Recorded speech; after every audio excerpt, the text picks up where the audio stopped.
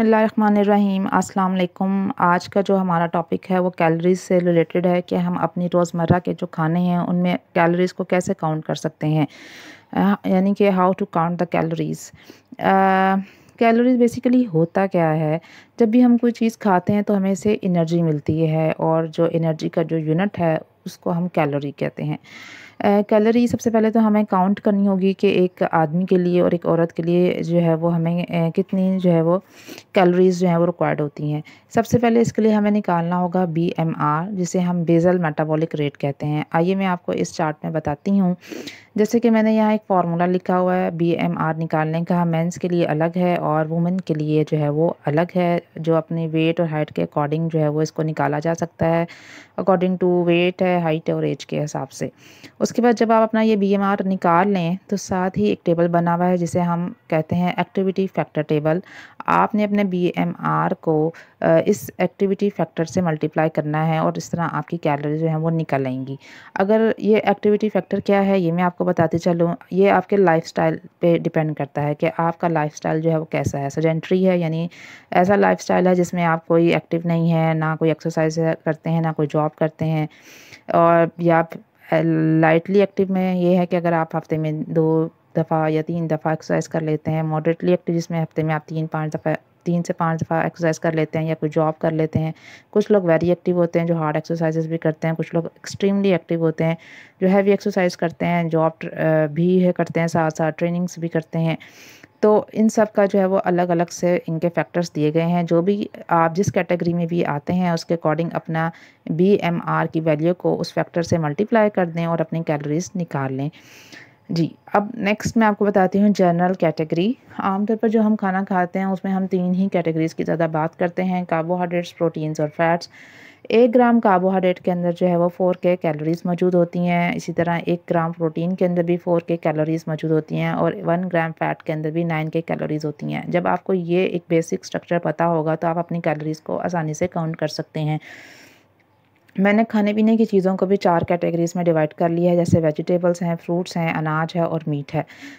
Vegetables में जो भी सैलड्स में इस्तेमाल होने वाली चीज़ें जैसे गाजर है, मूली है, खीरा है, टमाटर है, सलाद के पत्ते हैं, इन सब के अंदर जो है वो वाटर कंटेंट काफ़ी ज़्यादा होता है, यानी पानी इसके अंदर काफ़ी ज़्यादा होता है, और जबकि इनके अंदर जो कैलोरीज़ होती हैं वो कम होती है। अगर हम 100 ग्राम जो है वो ये वाली वेजिटेबल्स ले लें या सैलड ले लें तो उसके अंदर सिर्फ जो है वो 20 के कैलोरीज़ होंगी, यानी 100 ग्राम गाजर के अंदर 20 के कैलोरीज़ होंगी, 100 ग्राम मूली के अंदर भी 20 के कैलोरीज़ होंगी, सलाद के पत्ते अगर हम 100 ग्राम ले लें तो उसमें भी 20 के कैलोरीज़ होंगी। सिवाय आलू के, आलू जो है वो उसके अंदर कैलोरीज़ ज़्यादा होती हैं, कार्बोहाइड्रेट्स इसके अंदर ज़्यादा होते हैं, इसलिए इसकी कैलोरीज़ जो है वो 40 के तक चली जाती हैं। 40 के कैलोरीज़ इसके अंदर मौजूद होती हैं 100 ग्राम पोटैटोज़ के अंदर। इसी तरह फ्रूट्स की अगर हम बात करें, अगर हम 100 ग्राम कोई सा भी फ्रूट ले लें, चाहे हम सेब ले लें, माल्टा ले लें, मौसम्मी ले लें, खरबूजा है, तरबूज है, आड़ू है, कीवी है, पाइनएप्पल्स है, कोई भी फ्रूट ले लें 100 ग्राम में तो उसके अंदर 50 के कैलोरीज़ ही मौजूद होती हैं। लेकिन 2 जो फ्रूट्स हैं वो थोड़े से एक्सेप्शनल हैं, जिसमें आम और केला है। इनको हम कहते हैं कि इनमें गूदा बहुत ज़्यादा होता है और इनके अंदर कार्बोहाइड्रेट्स भी काफ़ी ज़्यादा होते हैं। ये काफ़ी मीठे होते हैं, इसलिए इनके अंदर कैलोरीज़ काफ़ी ज़्यादा होती हैं। 100 ग्राम आम के अंदर या 100 ग्राम जो है वो केले के अंदर 100 के कैलोरीज़ मौजूद होती हैं। इसी तरह जो लोग जो है वो वेट जो है वो रिड्यूस करना चाह रहे होते हैं तो कोशिश करें कि वो आलू का भी इस्तेमाल कम से कम करें और आम फलों में वो आम और केले का इस्तेमाल कम से कम करें। इसके बाद नेक्स्ट कैटेगरी आ जाती है अनाज की, जिसमें हमारे पास गंदम है, जौ है, चावल है, रोटी है, दलिया, ये सब चीज़ें इसमें शामिल हैं। अगर हम 100 ग्राम की कोई रोटी ले लेते हैं गंदम की तो उसके अंदर 100 के कैलोरीज़ मौजूद होती हैं, ठीक है। इसके अलावा गंदम की जगह हम चाहें तो जो लोग अपना वेट रिड्यूस करना चाहते हैं वो कोशिश करें मल्टीग्रेन आटे की तरफ आ जाएँ, ये उनकी सेहत के लिए ज़्यादा बेहतर है। दालें अगर हम एक छोटा सा बाउल 100 ग्राम का ले लेते हैं तो उसके अंदर भी 100 के कैलोरीज़ जो है वो मौजूद होंगी। इसी तरह मैं अब नेक्स्ट कैटेगरी मीट की है। गोश्त के अंदर भी कैलोरीज़ होती हैं। गोश्त के अंदर भी 3 कैटेगरीज़ आ जाती हैं, चिकन है, मटन है, बीफ है। अगर 100 ग्राम की अगर कोई बीफ की बोटी जो है वो मैं ले लेती हूँ तो उसमें 180 के कैलोरीज़ होंगी। अगर मटन की एक बोटी जो 100 ग्राम की उसमें 120 के कैलोरीज़ होंगी और चिकन की 100 ग्राम बोटी के अंदर 100 के कैलोरीज़ मौजूद होंगी। आइए हम कोई ऐसी जो है वो डिश देख लेते हैं जो हम आम रूटीन में हम घरों में जो है पकाते हैं और फिर उसमें काउंट कर लेते हैं कि कैलोरीज़ कितनी होंगी। जैसे कि मैंने यहाँ बताया है कि आलू गोश्त। आलू गोश्त के अंदर ज़ाहिर सी बात है, आलू है, गोश्त है और थोड़ा-सा उसका सूप यानी शोरबा भी मौजूद है। अब हम देखते हैं कि उसके अंदर कितनी कैलोरीज़ जो है वो हो सकती हैं। अगर हमने आलू जो है वो 100 ग्राम लिए है तो उसके अंदर 40 के कैलोरीज़ मौजूद होंगी, और चिकन की जो बोटी है वो भी अगर 100 ग्राम्स की है तो उसमें भी 100 के कैलोरीज़ होंगी। और जो शोरबा है चूँकि वो ऑयल्स में बना है और उस फ़र्ज़ करें कि वो आपने 5 ग्राम के करीब लिया है तो उसमें 45 के कैलोरीज़ होंगी, और टोटल कैलोरीज़ जो है वो 185 के कैलोरीज़ बन जाएँगी। तो ये डिपेंड करता है कि आपने सूप कितना लिया है, तो थोड़ी बहुत कैलोरीज़ जो हैं वो थोड़ी ज़्यादा या कम भी हो सकती हैं। ठीक है। अब हम मिठाइयों की बात कर लेते हैं। ख़ास तौर पर जो खाई जाने वाली मिठाई है वो गुलाब जामुन है।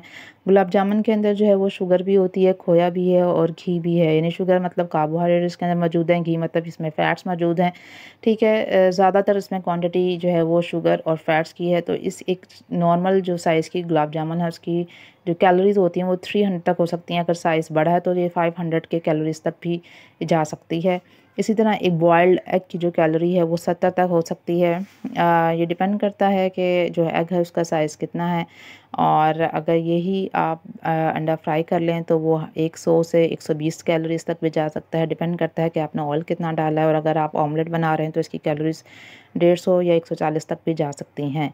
तो ये एक रफ़ सा एस्टिमेशन है कि किसी भी चीज़ के अंदर जो है वो कितनी कैलोरीज़ होती हैं। अगर आपको पता हो कि उसके अंदर तकरीबन कितने कार्बोहाइड्रेट्स हैं, फ़ैट्स हैं और प्रोटीन्स हैं, तो आप इजीली कैलोरीज़ को काउंट कर सकते हैं। और एक लास्ट बात मैं आपको बताती चलूँ, पानी के अंदर कोई कैलोरीज़ नहीं होती, विटामिन्स के अंदर कोई कैलोरीज़ नहीं होती, मिनरल्स के अंदर कोई कैलोरीज़ नहीं होती। इसलिए आप पानी को जब मर्ज़ी कभी भी कितने भी मिक़दार में जो है वो पी सकते हैं। आज की अगर ये वीडियो आपको अच्छी लगी है तो काइंडली इसे लाइक कर दें, शेयर कर दें, सब्सक्राइब कर दें और बेल आइकॉन के बटन को दबा दें।